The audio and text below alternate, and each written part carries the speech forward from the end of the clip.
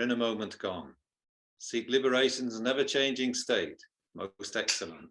So does our conqueror's child. When mothers who forever shown you love are suffering then, what use your own content? To free all boundless beings, therefore arouse, awakening mind. So does our conqueror's child. If one from great desire steals all your wealth, or else they have it stolen, dedicate your body, property, and virtues of 3 times to them.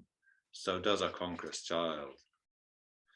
Without you having done the slightest wrong, if someone acts to hack away your head, then, governed by compassion, take their sins upon yourself. So does our conqueror's child. If someone spreads all sorts of nasty talk about you all across the galaxy, with loving minds speak in return of their good qualities. So does our conqueror's child. If someone puts you down and speaks bad words about you in a public gathering, while thinking of them as a spiritual friend, bow with respect. So does our conqueror's child. If one you cared for fondly like your child should look upon you as their enemy, then love them specially like a mother does a child who's sick. So does our conqueror's child. If one your equal or inferior, led on by pride, treats you abusively, keep him as if your Lama with respect upon your crown. So does our conqueror's child. Your lacking means, folk always put you down. You're plagued by spirits and acute disease. Take on yourself the sins and pains of all without dismay. So does our conqueror's child.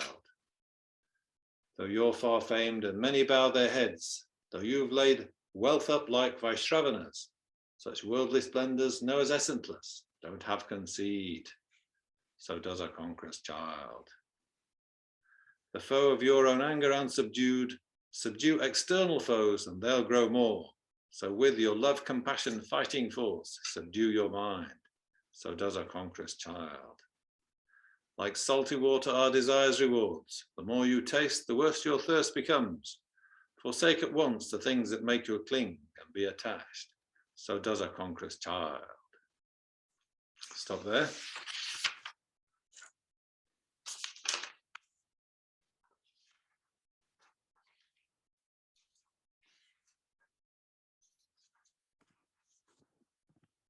So the first verses I read out we did last week, we're just recapping on central themes of the this type of verse, of course.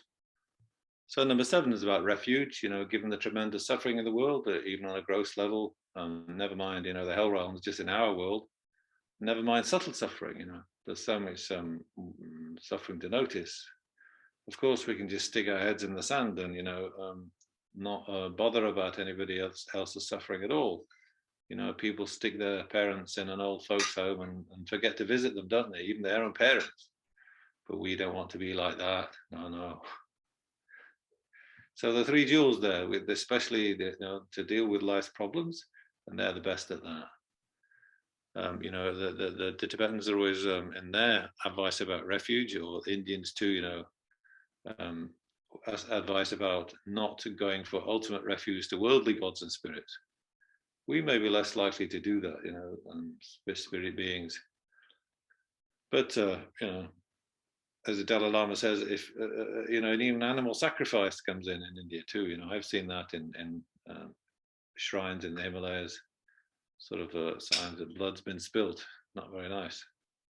But if, as His Holiness says, if it is a spirit that, needs to be pleased by animal sacrifice, then it's certainly not a worthy object of refuge.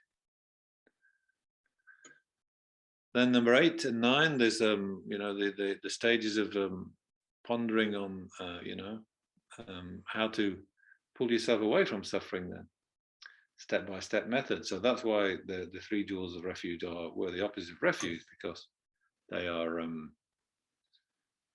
because of the advice they give, the direction, the guidance they give. And the first level of guidance, avoid negative acts harmful to others as a beginning. So that's the 10 negative acts, 10 negative deeds. We're all familiar with what they are.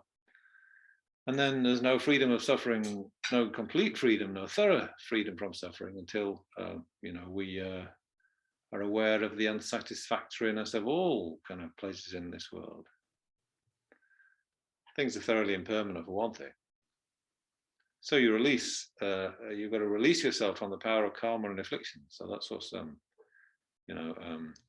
spinning the wheel of fortune in this world. So you've got to release yourself from that, and then you'll be fully at peace. So the Buddha shows how that's possible, and that's mentioned in verse 9 then. And then verse 10 is, how worthwhile is, however worthwhile that individual state of peace may be, if you can get there, it's an amazing achievement. But however amazing that is, what does it do for all the others, all the rest of sentient beings who are still, are plunged into suffering? So bodhicitta is the next step then. So this is kind of a central verse of the whole Togme Zangpo approach, isn't it? So let's take the bodhisattva path, generate bodhicitta, commitment to the welfare of all beings, all needy beings. So that's kind of the essence of the text in a way. And then verse number 11, which we also, the last one we got to last week, comes down to switching self and others. So this is the Buddha, this is the bodhisattva approach then, that if you're just concentrating on your own happiness, in a worldly type of way, then you are just adding to the problems. You don't get what you need because you are just hungrily, with craving, taking advantage, and other sentient beings are just not in your consideration.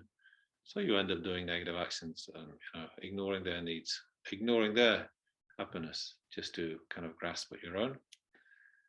So you've really got to switch away from that mind to think, yeah, actually, the really fulfilling, the real fulfillment in our kind of, our prospects, not just the prospects of this life, but in our prospects, in this universe over, whatever time there is, that truly we're going to find the best of happiness by working for the benefit of others. And how we're going to do that? By becoming Buddha. And so we're only going to get to Buddhahood by, working for others' benefit, kind of above all. So that's the idea of switching self and others, which continues to come up in this poem. You see, it's like a Lojong type of in the Lojong type of teachings. So switching self and others, that's really kind of one of the sort of central techniques. So in Tibetan, that's Rangle Shen. So that's self before others. If you go to the TCV Children's School in Dharamsala, so that's the school where all the Tibetan refugees, all the kids who came without parents and so on, or even those with parents, that's where they get educated. So that's the school motto, Rangle Shen, so self before others. Sorry, others before self. So it's painted in big letters above the school playground. Yeah, but now we have a series of sort of challenging circumstances. You say, well, that's all very well in theory, but what about all these difficult challenges that come up when you're dealing with people? Nothing's so awkward to do with as people. So how are you going to get on with it? Yeah, so it is challenging sometimes. For instance, in this verse then, number 12, if one from great desire steals all your wealth, or else they have it stolen, dedicate your property, dedicate your body, property, and virtues of 3 times to them. So does our Conqueror's child. So if you get robbed, if you're a bodhisattva, you get robbed in broad daylight. So what are you going to do about it? Normally we'd, people get angry, very frustrated, they're attached to their possessions, and so they get really upset. And they really would like, if they caught the robbers, they like to give those robbers a really hard time, give them a beating or something, or at least see them sort of heavily punished. But Togme Zangpo doesn't go down, doesn't recommend that at all. It's like you bring the misfortune, whatever misfortune it is, you have to bring it into the path. So, it's a challenge not to use that that misfortune is a launching pad for affliction.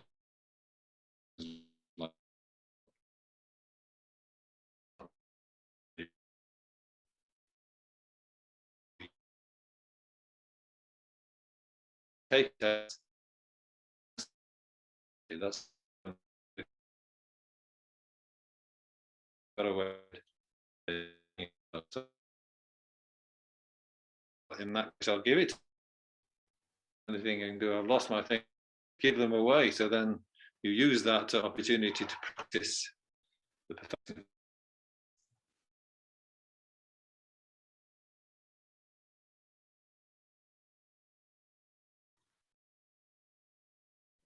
Did I press a button or something?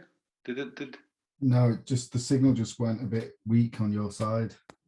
Oh, okay. whatever side. The internet's been okay here, so probably that's not Okay. too much of a hassle.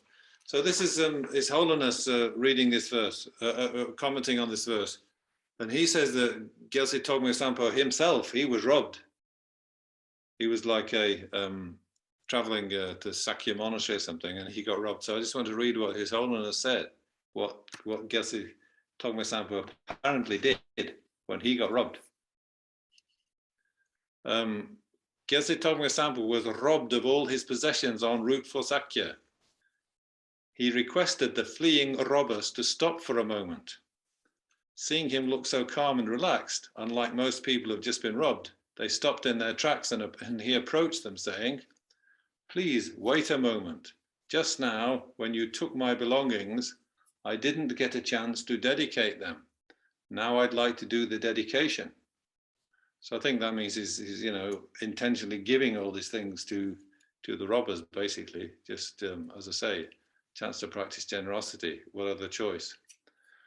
Having said this, he dedicated his belongings to the robbers, and then he said to them, "If you follow this route, you'll pass by my patron who lives in the valley, and he will recognize these things as mine."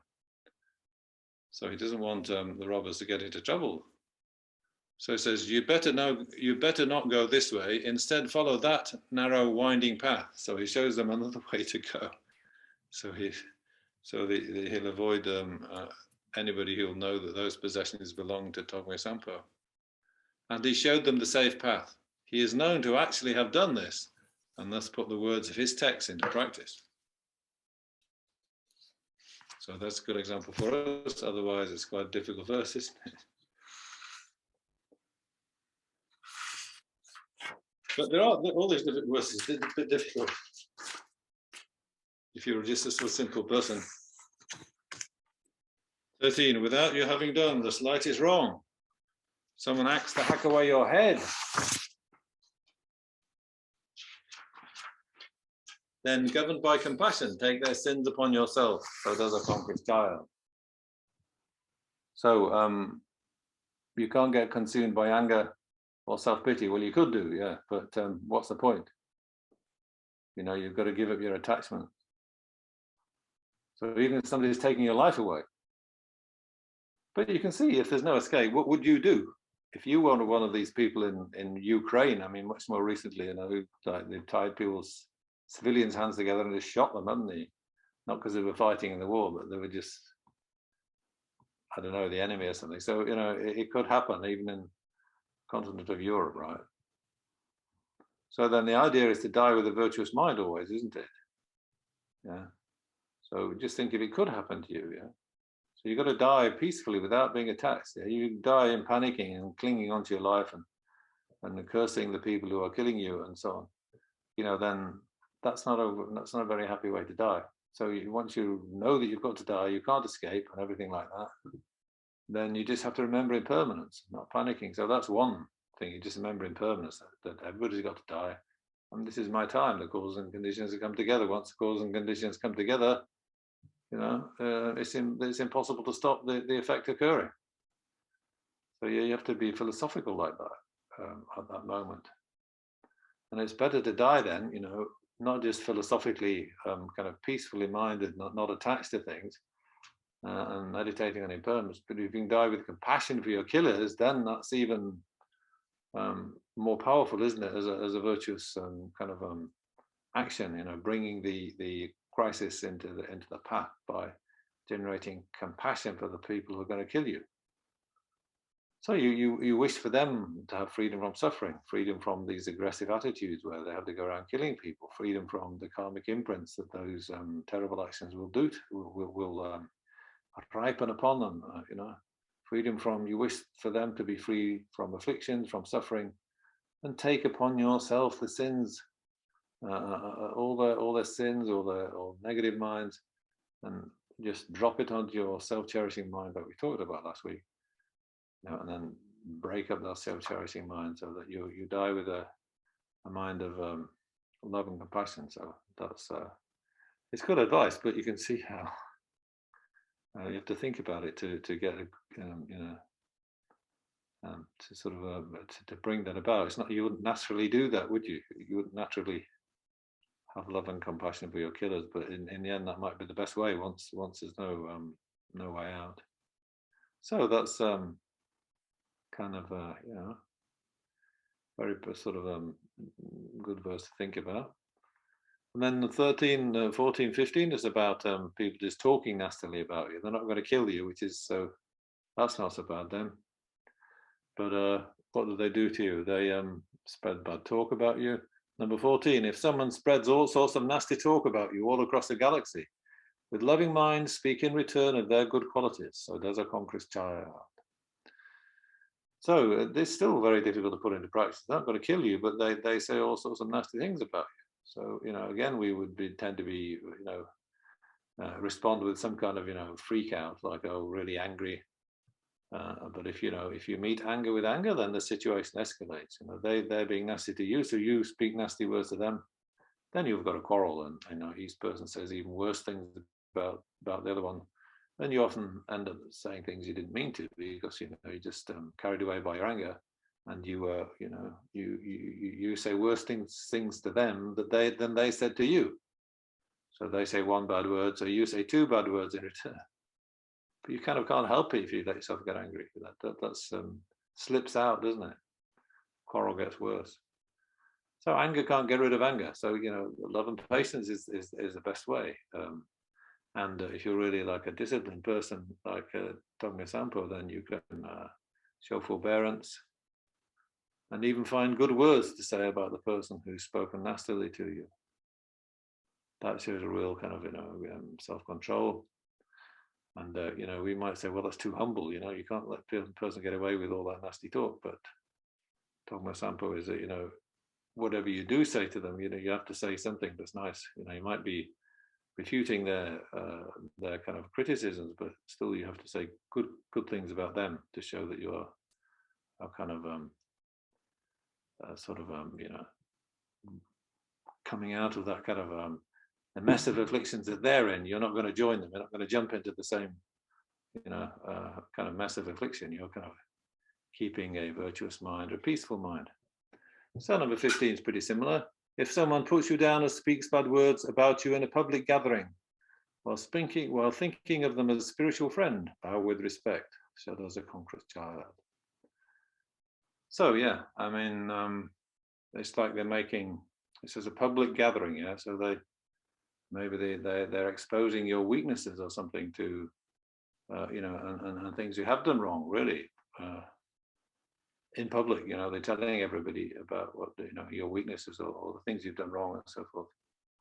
So Togme Zangpo is this, think of a person like that as a spiritual friend, because if they're showing you your weaknesses, then they're showing you what you need to practice on. They're showing you what you need to improve on. So that's kind of like a good teacher. Yeah? They're showing you your weak points, and therefore you should be grateful for the person who's doing that, because then you can do something about them. Alternatively, with anger, no benefit. No skillful responses are going to come out of when you get upset or freaked out. So that's good for them. Then that's good Dharma practice. When they're in a difficult situation, when things are kind of tough, then you have to think, yeah, well, this is my chance to remember the Dharma, and this is my chance. This makes me remember the Dharma. If things are going well, you just kind of coasting along, and you're just doing Dharma in a practice, but it's just like doesn't mean a great deal, but when things are seriously wrong, then Dharma practice becomes important. Then you think, like and the need to practice the Dharma properly. Just like you being sick, it can have the same effect, yeah? The benefit of the sickness then is that then, you're suffering, so then you practice the Dharma more strongly because, you've got something to really think about to make you kind of wake up from your just general sort of laziness. Anyway, so if we can do that, people who criticize us in public, think of them as a spiritual friend. And number 16, if someone lets you down really badly, then if one you cared for fondly like your child should look upon you as their enemy, then love them specially like a mother does a child who's sick. So does a conqueror's child. So you've been very kind to them, but they return that kindness eventually, with just nastiness. So all the more we should love them then. Yeah, they're behaving in a very sort of inhuman or very, kind of sort of what should we say, negative fashion, harsh fashion. So that's very hard to deal with. Yeah, it's very hard to think of that person in a kind manner because they're just mistreating you like that. Still, Togme Zangpo says, then it's like a mother loves her children, but when the child is sick, then they need a special attention. They need a special bit of love and care because, they're in that sort of, physically ill, they say. But even if they're mentally ill, which is how we can think of this person who is treating you like an enemy when you've been so nice to them, that's kind of a mental kind of a mental illness, isn't it? It's like a mental kind of, dysfunction.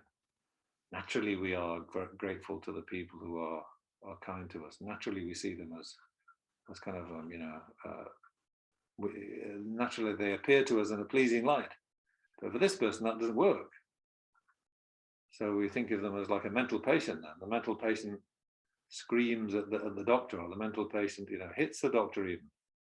But the doctor doesn't get angry, or shouldn't get angry, because he's just trying to get on with the treatment. It's not like he resents the patient being, like that, because the patient's not in his right mind. So you have to think like that. So I think it's not the person who's the problem, it's the affliction that's governing the person. Just like the stick that when a person hits you with a stick, you don't blame the stick because it's the person who's controlling the stick, isn't it?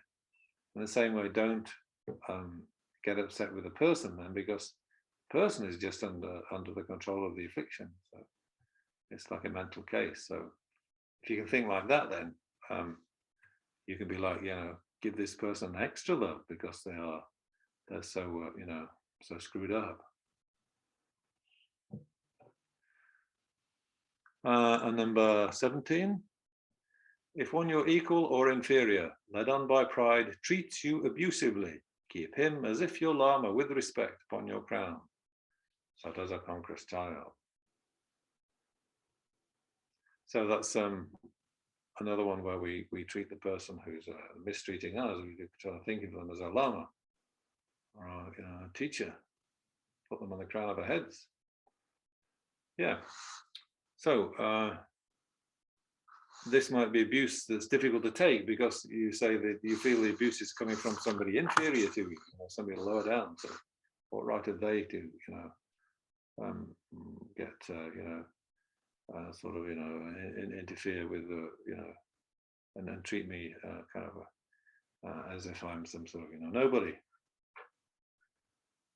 But, if you remember the Lojong 8 verses of mind training, it says, it's that Langri Tampa, Geshe Langri Tampa says, may I, from the depths of my heart, when I associate with others, think of myself as the lowest of all and think of others as supreme.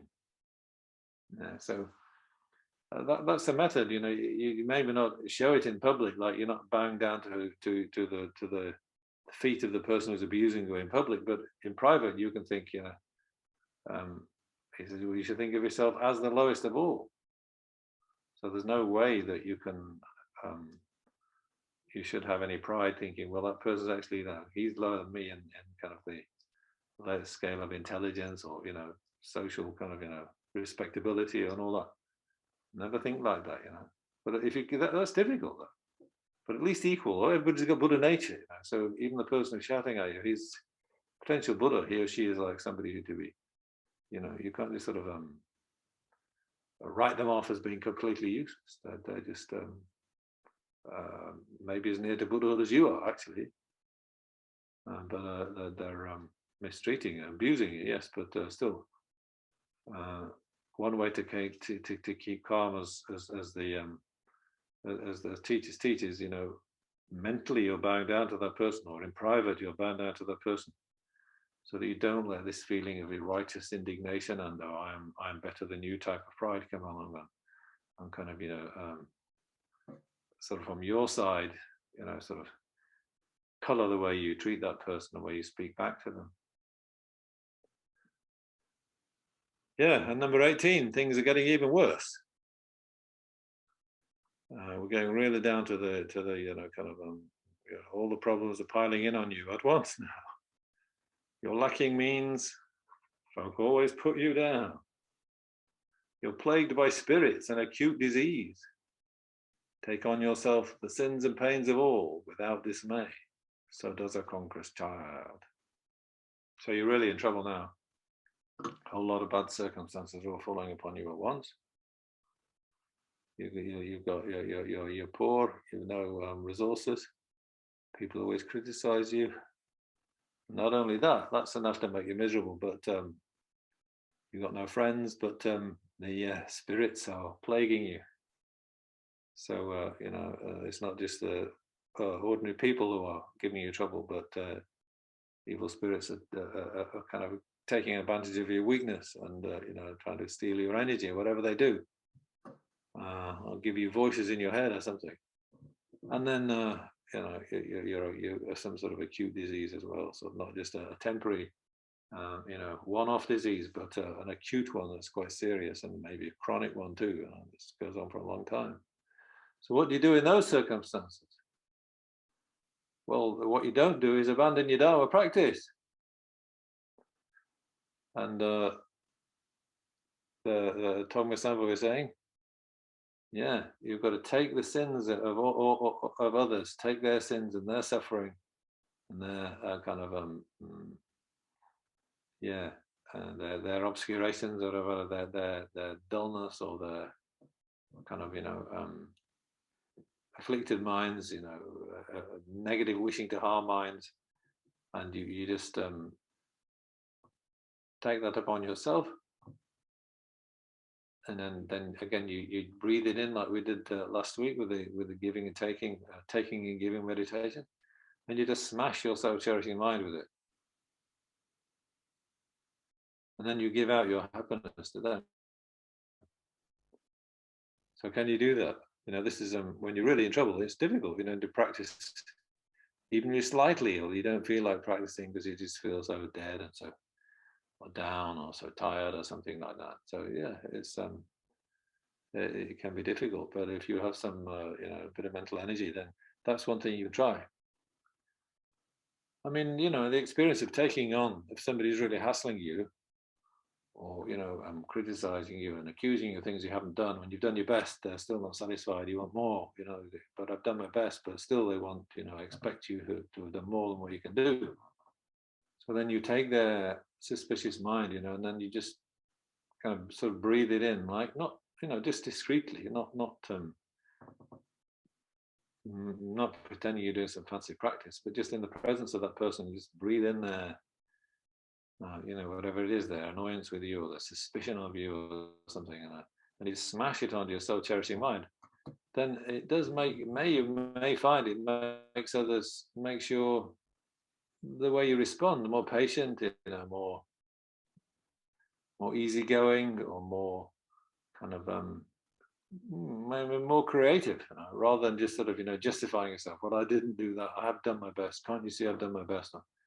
You know, it's not my fault. Or, you know, the way you react, trying to justify yourself when somebody's, you know, kind of criticizing you and so on. So you might find, that just taking on the sufferings of the other person and smashing your self-cherishing mind with it, it does give you a bit of freedom to be a bit more, well, whatever it is that's going to be useful, like patient or kind of, just calm anyway, without reacting with them. Yeah, I'm trying to justify what I've done. So that kind of thing. Yeah, and if you're really sort of skillful or just broad-minded, you can take on the sins and pains of all beings, yeah, and just use them to, but just imaginatively, yeah. So let me take the sufferings of all beings, just like I'm suffering now. But let me take the sufferings of all beings that are suffering like that, and just take them on myself and give out all my happiness. Yeah, so that's a technique. So verse number 19 then.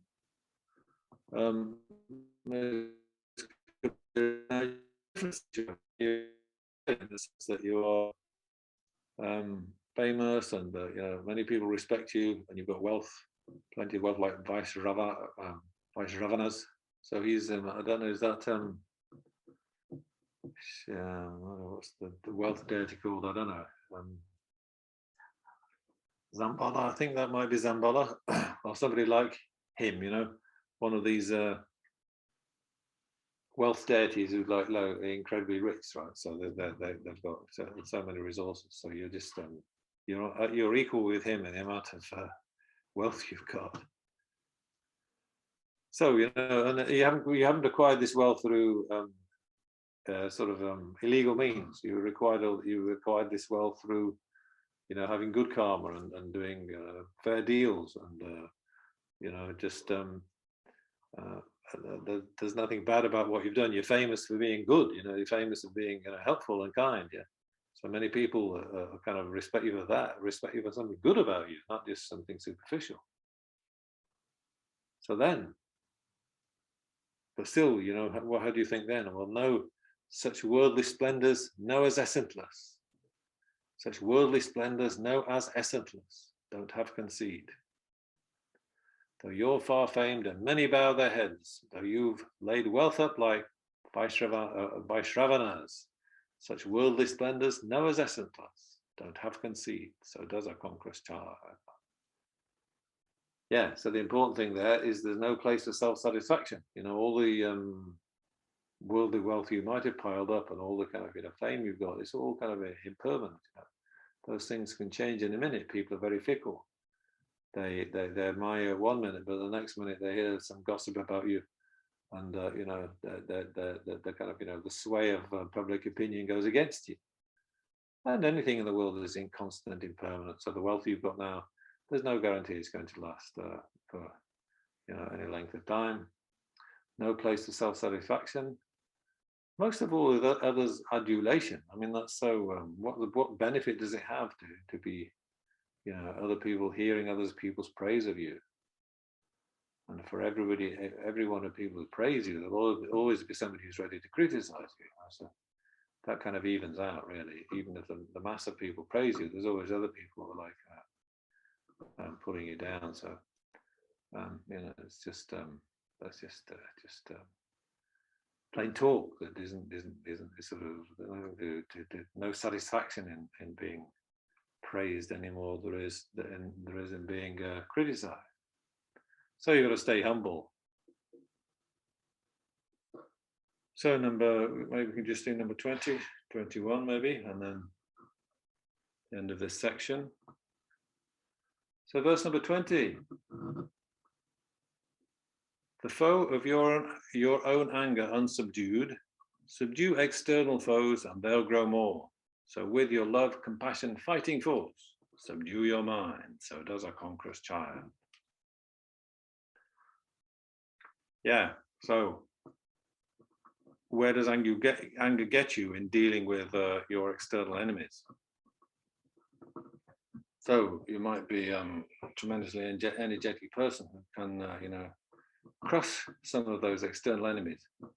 But if you've got this angry, aggressive attitude, and you're doing it out of that kind of hostility, then you'll find enemies everywhere. whether they're actual enemies or ones that are just projecting, just created by a paranoia.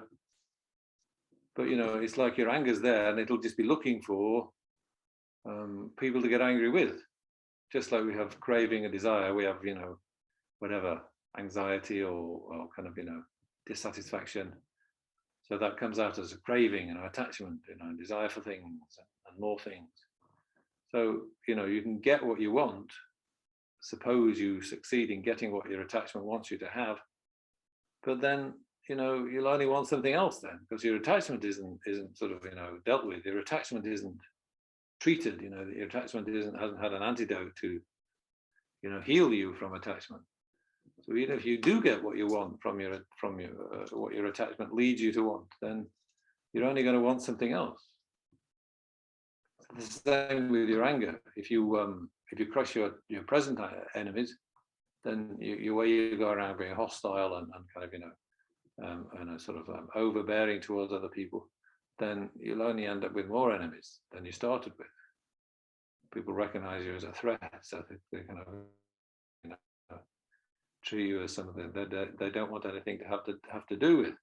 And then you create your own enemies just in your own mind, that you may not have so many people trying to do you down, but in your paranoia, you think everybody around you is a threat to you, that like the Stalin way of going crazy. There's so many people that he imagined were, plotting against him who probably weren't, but he still had to get rid of them and kind of destroy them, because he just, they displayed in his mind as enemies, even if they weren't. So that's a very sad way of going crazy. So it says, if you like that, that's not the way to do. Don't pave the world with leather. Just put leather, wrap your feet, or put leather on the bottom of your feet. Put a pair of good leather shoes on. Right. So, i.e., don't just try to destroy all your external enemies and go out there and make the whole world peaceful from that point of view.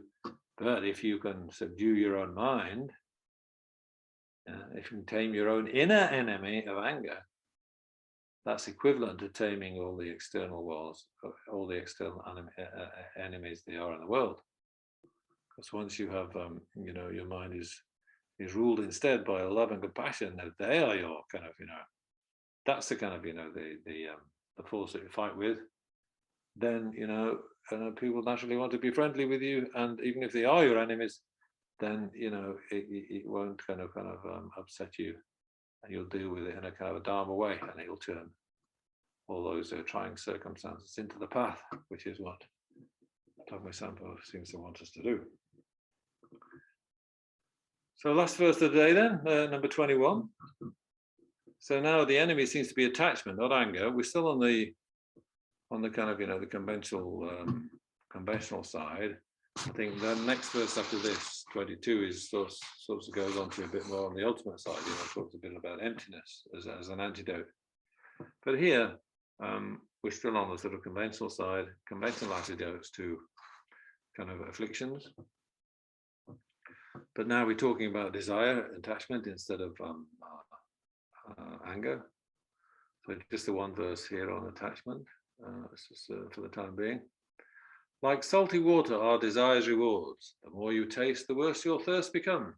Forsake at once the things that make you cling and be attached. So does our conqueror's child.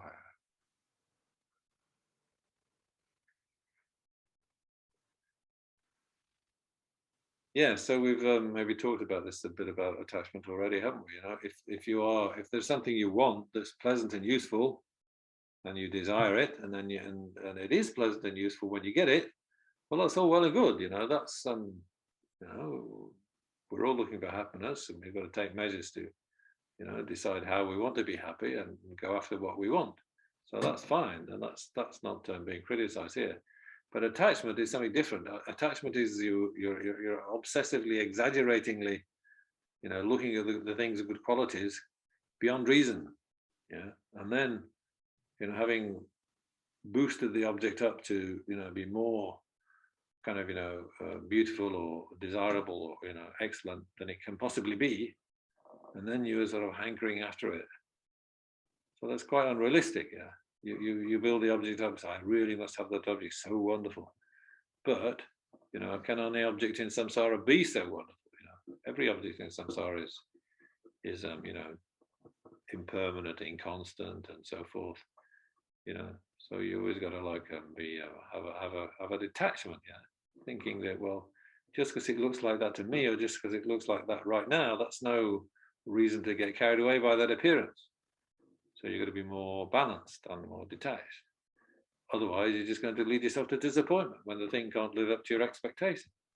It never will live up to such exaggerated expectations because they're just unrealistic. So you're only going to end up with quarrels or disappointment or boredom, or chasing after another desire object. Even though you've got what you want, you desire wants another one because your desire hasn't stopped. It's just been temporarily kind of pacified, but then it builds up again. It's kind of a neurotic craving there that you don't know how to relax and just be happy with what you've got, and keep it simple. Yeah. So you've got to see the faults of your reflections and not just go run after them. And as soon as your reflection wants another object in a positive way or sort of an aggressive, angry way, then you're just going to be like on the chase again, never pacified. So that's how it is with these attachments. You see, so like salty water, our desire is the world. The more you taste them, the worse your thirst becomes. So you're just encouraging your craving to become stronger and kind of rule you and habituate you even more. Yeah, so that's the exaggerating factor, which is on the basis of which you get attached. So you have to be suspicious of that, and then it's also self-centered. Attachment is also it's just about my happiness, me. What can I get out of it? Whereas it's more healthy to think of benefits of more than just you. Like it's a team effort, even if it's a team of just two people, or a team of a whole kind of species or something. It's not just about my happiness, me, what I want to get out of it, but it's team effort. It's much more sensible to think like that. Yeah. So Togme Zangpo saying, to separate yourself from this clinging and attachment. That's no good at all. Okay, so that's enough of the verses for 1 week. We've got got through a few more this week, which is needed to do.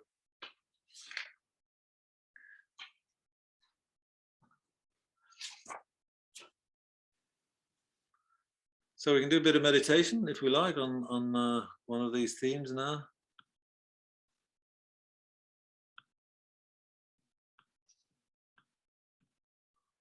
So I thought we could do meditation on the faults of anger or avoiding anger, because many of these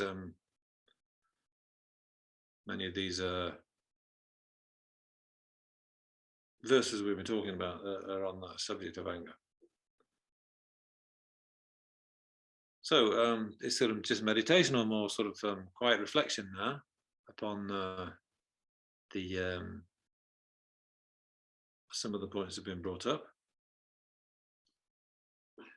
I'm not trying to bring in too many Buddhist ideas about karma and past and future lives and stuff, things that Buddhists kind of understand, accept, but other people might not. These are sort of ideas about how to avoid anger just on a more straightforward, what shall we say, worldly level, because worldly people, they don't want to be seen to be angry. They also think that anger's embarrassing or not useful.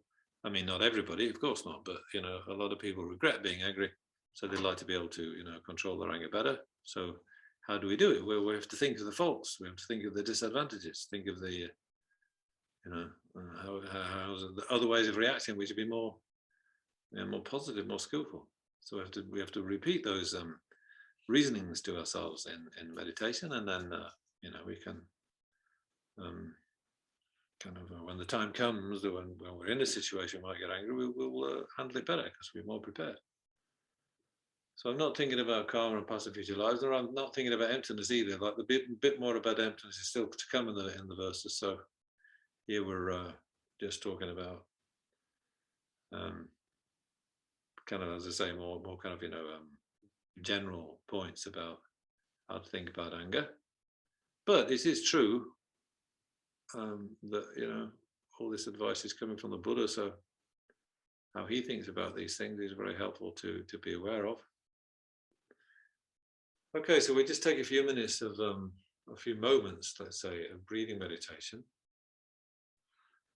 And we'll have about 15 or so minutes of just quiet reflection. I'll give 3 or 4 or 5 points to think about. But just let's go into silence for a moment or two now. Just meditate on the breath, at least with a straight back and sort of fairly erect posture as a minimum.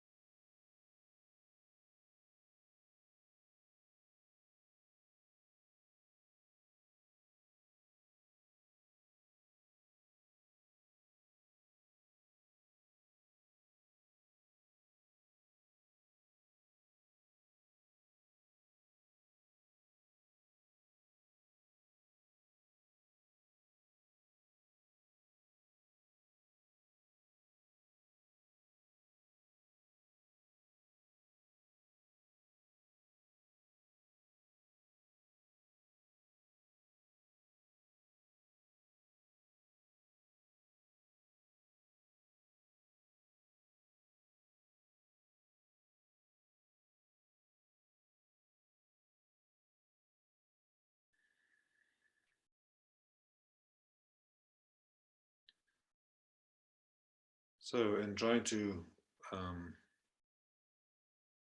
restrain ourselves from getting angry too easily,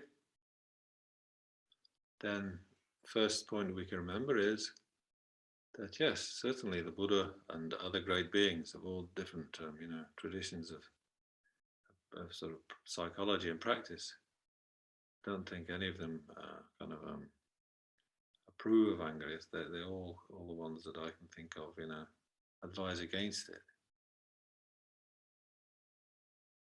And we may have to be look wrathful, we may have to be, energized by, the strength of our strong feelings against injustice and so forth. But anger is like, you want to destroy or push away the object of your anger. So that's, it's like wishing to harm kind of approach. So that's certainly not to be, that's not part of kind of healthy kind of, strong, vigorous action or protest. So the Buddha says, not from hatred, hatred ceases. In this world of tooth and claw, love alone from hate releases. This is the eternal law. So in the end, so we're not going to destroy anger with more anger. It's love and patience that's going to, heal somebody's anger. And they see the angers are necessary because attitudes of love and patience are far more wholesome, far more helpful.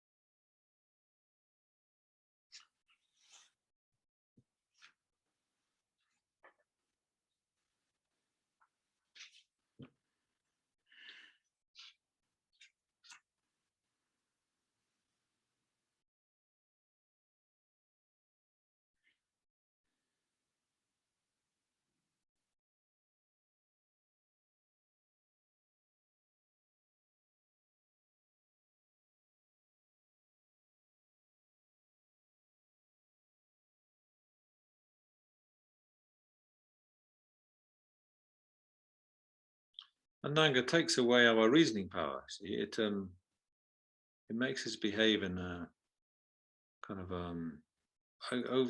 over the top type of way, unbalanced. Yeah. So the person makes us angry. So with their anger makes us angry, and then we respond in a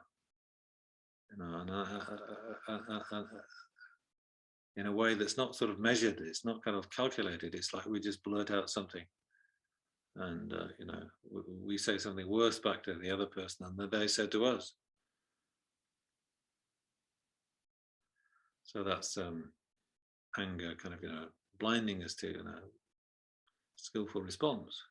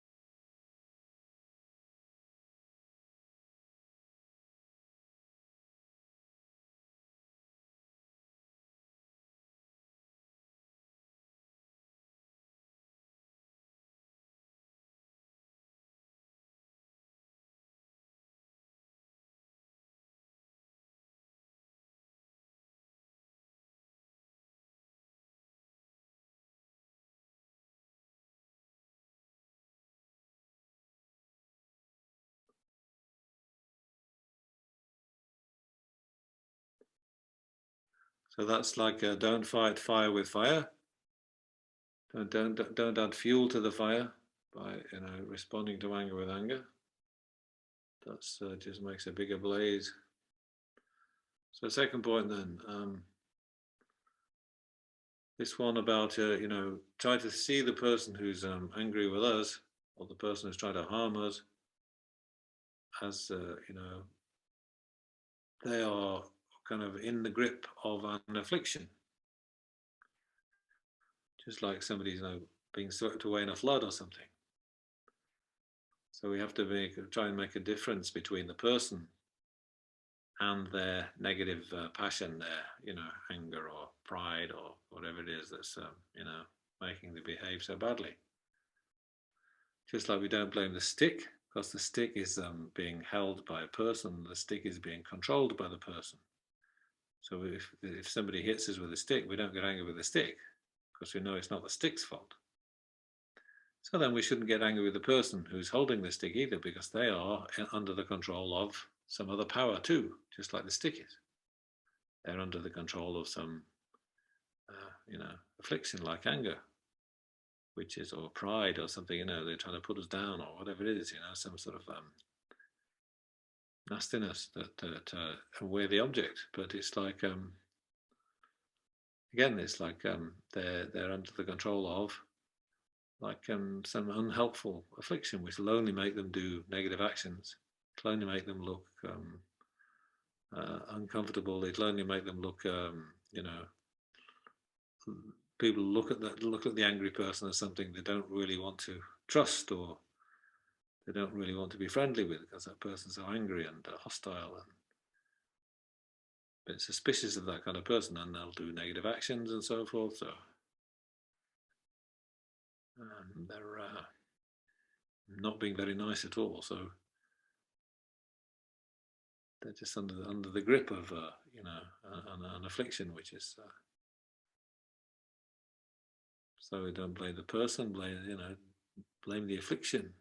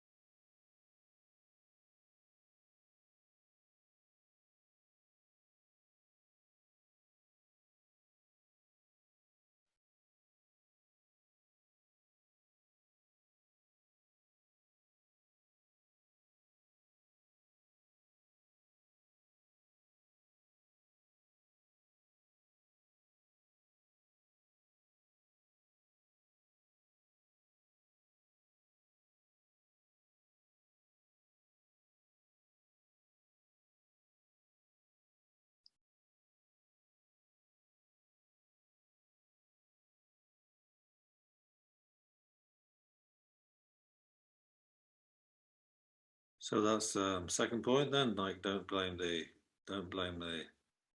stick. Okay, but then don't blame the person either. So blame the affliction. Person's natural goodness, the same as we have. You know, natural kind of wanting to be loving and kind to others. But somehow that's kind of, somehow that natural tendency is like interfered with. So they're doing the opposite. But really, they are. That's not really their nature. They're not kind of angry by, you know, that's not their deep nature to be angry. They've got those defilements don't come and kind of completely remove the purity of their minds.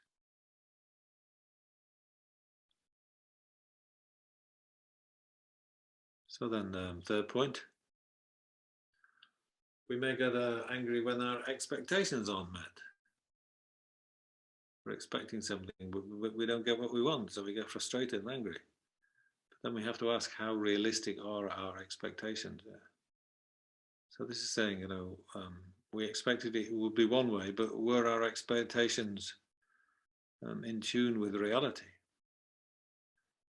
Because this world is a very, very dodgy place, a very untrustworthy type of place. Suffering is inbuilt. So, everything that can go wrong will go wrong, especially when people are involved. So we should modify our expectations, not be kind of, frustrated and angry with the people who, in our own eyes, let us down or don't give us what we want, or the things they sell us, they break down or something. But just thinking, well, the world's like that. That's how it is. There's very little permanent, solid happiness in this fleeting world.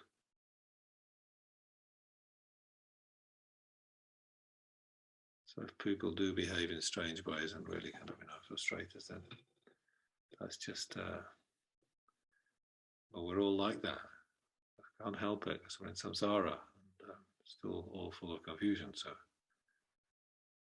that's a very sensible way to think when things are going wrong and you want to get angry about it.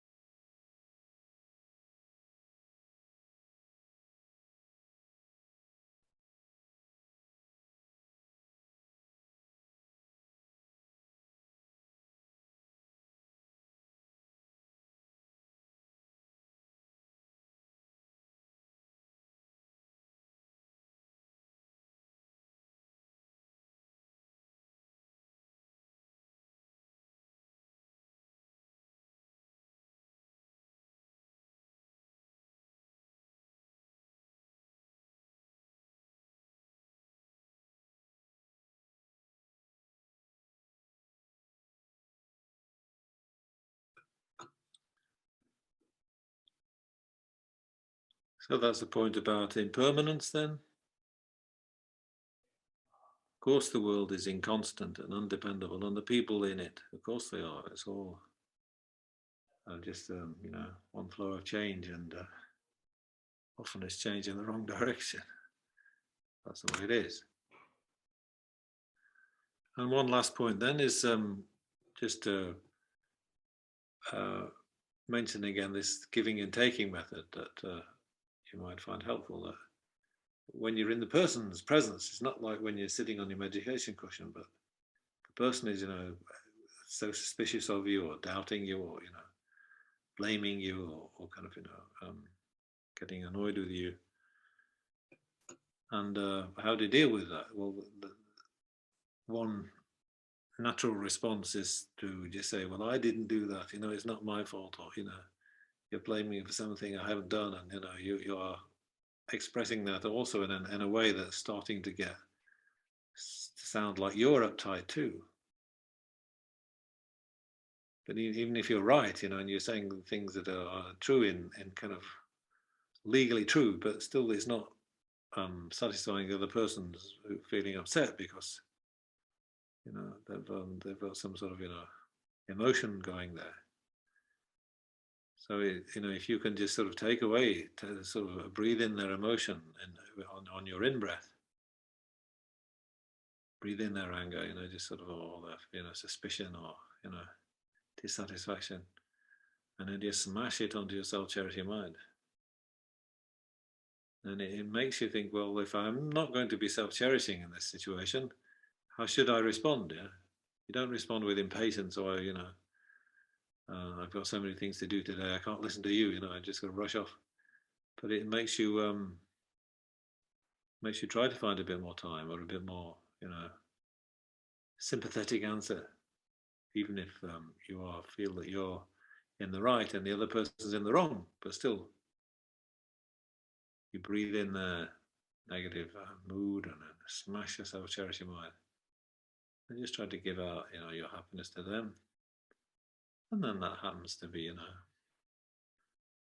some better idea of way of responding kindly or patiently as comes to you.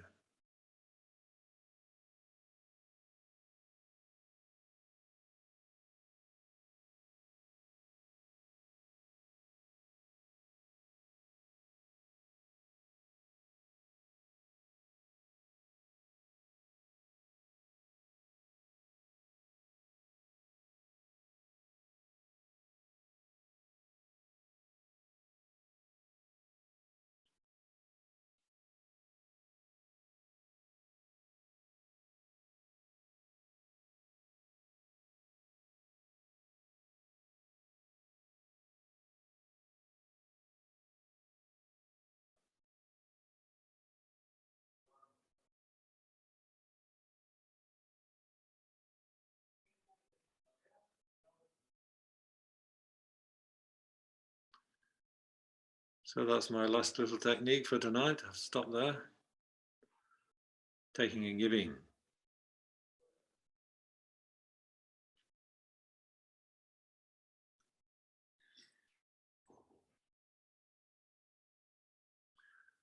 So thank you for listening. Have you got any questions? You're very welcome. Or comments?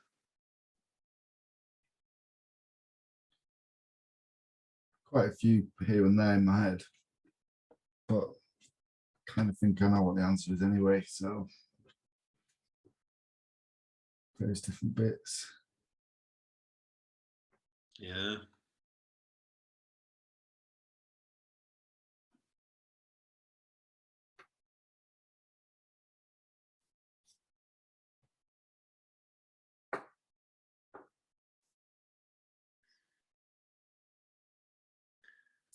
Okay, well, we've done our bit tonight. We've looked at a few verses, which are all,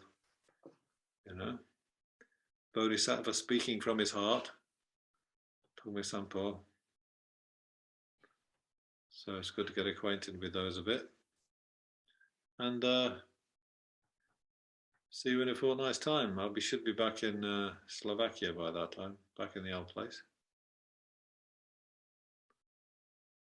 So good to see you then.